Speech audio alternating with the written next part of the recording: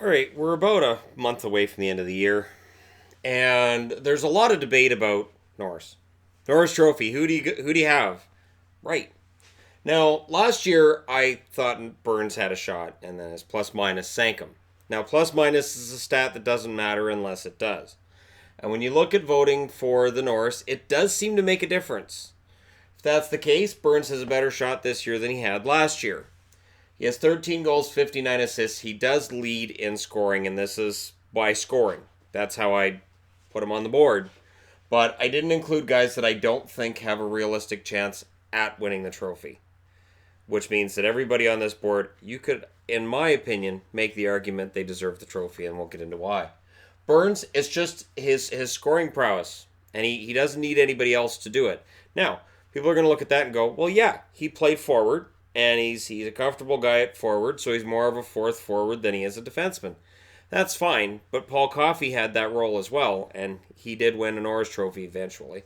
But he was considered a solid defenseman in his day, even though, yes, he was primarily a rover, a fourth forward, occasionally played defense, but not that often. 24 minutes and 52 seconds average ice time for Burns, which is high compared to some of them on the list. 65 hits, which is solid, and 90 blocked shots. Because I'm trying to include stats that I think might make a difference with voters. Now, Burns is considered to be one of the front runners. Morgan Rielly, whose stats have fallen off from where he started the season, but still a solid season he's put together anyways. 17 goals, 47 assists, 64 points. So he leads defensemen in goals, and he has a plus 31. That plus 31 is going to look really good for people who are voting for your Norris Trophy. 22 minutes and 50 seconds on average ice time. That could actually hurt him. They could look at that stat and say, well, he doesn't play as much as a Letang or a Carlson or a Giordano, so he's being played less and maybe he's not as reliable defensively, right? You've got 54 hits and 94 blocked shots. Overall, his numbers are pretty good, considering that Rielly is not well respected as a well-rounded defenseman as much as some of the other guys on this board, and I think that takes time. Giordano, who I will say straight up, I think he's probably going to win this. 14 goals, 48 assists, 62 points. Those are career highs, and we've still got about a month left of hockey to play. He's also a plus 31. He's played 24 minutes and 39 seconds per game on average. He is a guy with 47 hits and 128 blocked shots. Those blocked shots look pretty good, and he plays a solid game at both ends of the ice. Giordano, for me, is the favorite. Now, Capitals fans are going to be complaining that Carlson isn't in the conversation. He has 10 goals, 48 assists, 58 points. He's a plus 15. 25 minutes and 11 seconds on average, 40 hits, and 136 blocked shots. I would state that the blocked shots means he does deserve a lot of consideration. Combined with those 58 points, a lot of ice time, he definitely deserves votes. I just don't know that he's going to get first place votes that would get him a win. Because again, at age 35, Giordano's having the year of his life. So you have to have somebody who's performed at above that level. Roman Josi is coming on strong right now. He's been playing fantastic hockey for the last little while. He's now at 15 goals, 38 assists for 53 points. He's a plus 8, which could hurt him, I guess. Again, and I know people are going to say plus minus is an outdated number. And they're not wrong. However, it does seem to make a difference with the voting on this. 25 minutes and 12 seconds on average for ice time, 43 hits, and 113 blocked shots. Josi's fantastic.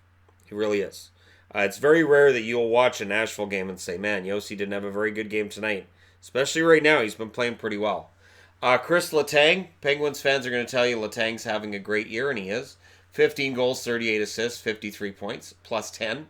25 minutes and 55 seconds on average. So his ice time is going to tell you he's playing really well. He's playing a lot.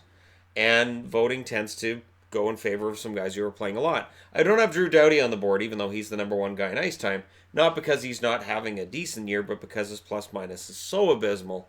There's no way he's going to get consideration for the Norris. I can't see it. Letang, 111 hits. That's a benefit to him. He plays a more physical game than anybody else on the board, and he has 102 block shots to go with those hits. So Letang, and I know there's conversation anytime you talk about Letang's physical game that maybe he's over the line with the physical, but in general, he's a pretty good player. Ryan Suter, 7 goals, 36 assists for him. He's a +6 on the Minnesota Wild. 26 minutes, 54 seconds. He doesn't get talked about. I have him on the board because he should. He's number 2 in ice time around the entire National Hockey League. Does Minnesota play him too much? I think they do, but regardless, he's having a good year. 59 hits and 90 blocked shots. On the other side of things, you've got 2 guys who are further down. Hedman, 59 games played, and it's worthy of pointing out these guys have played less games than the guys ahead of them. So Hedman gets kind of overlooked because of, I think, the fact that he's not being played as much either.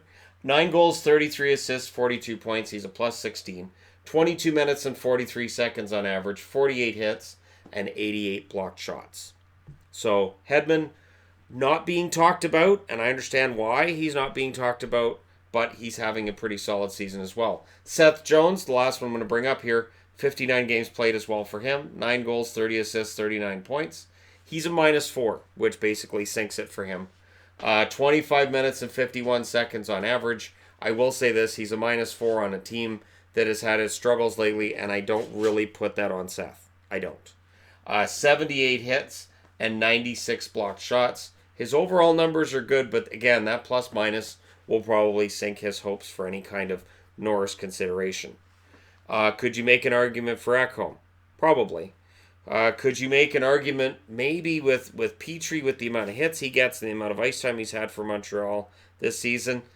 Petrie becomes a little more challenging because of Shea Weber. And Shea Weber hasn't played enough games in order to really get consideration. For me, I still think it's Giordano's trophy. I can't see him losing it. I think Rielly probably gets the finalist vote. And for me, it's Carlson or Letang. I don't think Burns will get finalist votes. I think he'll end up 4th or 5th in the voting.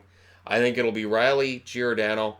I would be kind of surprised if Josi doesn't get that 3rd spot from a personal perspective, but I could see Letang, I could see Carlson getting those votes as well. It is a tough position because, again, you're voting on the best defenseman in the entire National Hockey League, and it's a tough thing to measure. Who is the best defenseman in the league? It depends on how you measure it. That's why I have so many different numbers across the board, because these are all things that they could very well be looking at. And then you get into the advanced stats and all of that other stuff that, we could get into. I was going to get into turnovers, but being defensemen, their turnover numbers are generally negative. So then it gets into, does the guy with the smallest negative number end up getting a lot of votes? If so, Ryan Suter, I believe he has a -4, would get votes. But I haven't seen that because, again, you could factor in a lot of different things for that, for turnovers. But in general, I really would be surprised if it wasn't Giordano. Let me know what you guys think in the comment section below, as always. Don't forget to hit like and subscribe if you're browsing your way through. You just happened upon this video, and thank you guys so much for watching. I'll talk to you again soon.